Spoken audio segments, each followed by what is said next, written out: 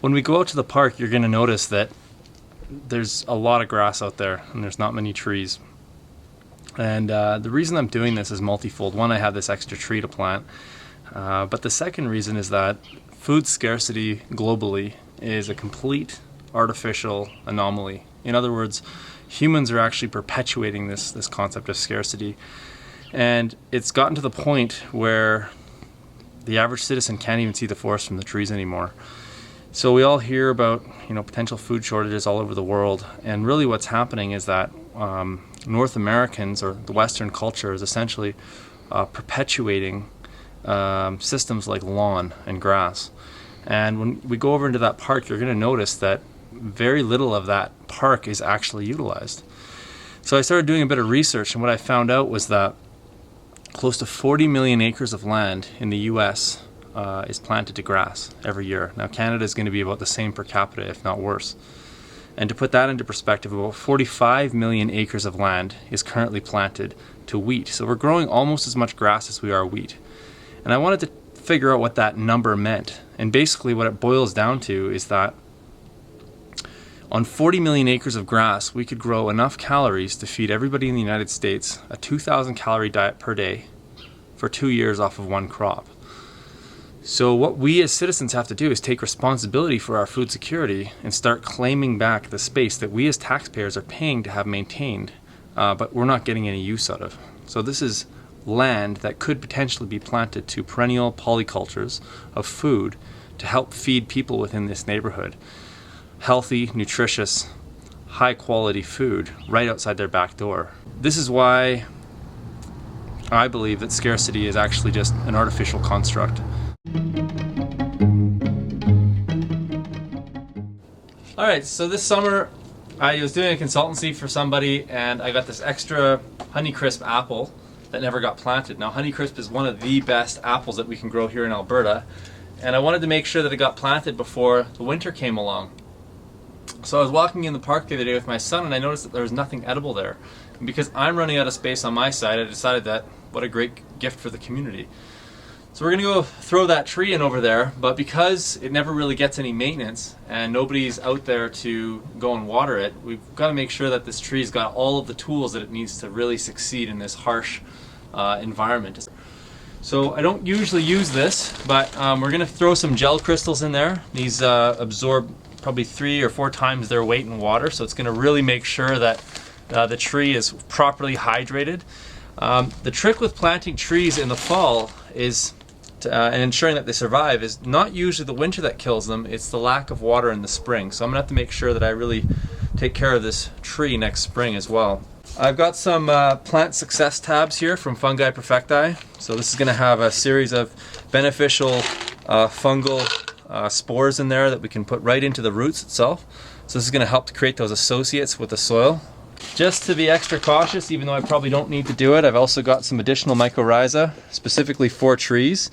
This stuff, again, we just apply this to the root. We're going to use a bit of sea soil just to make sure that it's got all of the nutrients that it needs. One thing that people do recommend, though, in the fall is to actually not fertilize the trees. So I don't want to put too much of this in. I just want to give it a little bit for the springtime so it's got some nutrient. And then some beneficial bacteria that I'm going to place into the hole in the form of worm castings. Worm casting is probably some of the best soil amendment that you can use for your annual vegetable garden or your trees. Over the next 3 or 4 years, what I want to start doing is actually planting out around this tree and start growing a food forest around it. And one day people will just come to the park and there's going to be a whole bunch of edible trees there. So come on over with me and we're going to go plant this tree.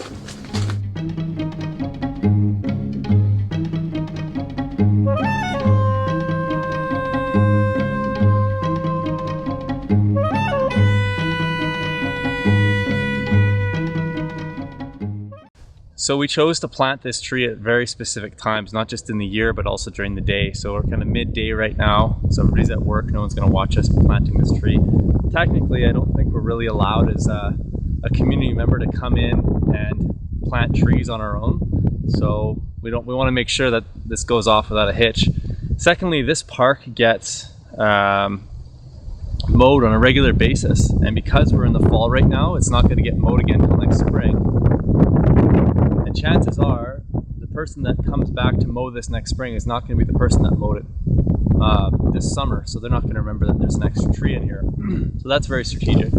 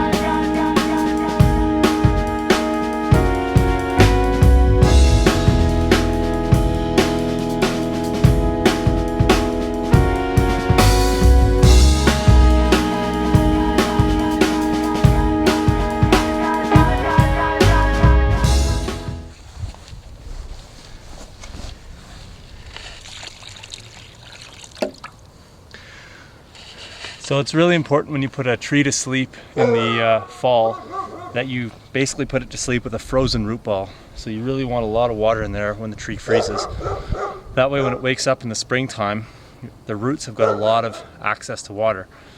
The crazy thing about trees that are grown in pots is that they're used to being watered on a daily or every other day basis, which means that their roots are not able to go and harvest water from the surrounding field yet. So we really have to help them through that first little stage if we want them to survive.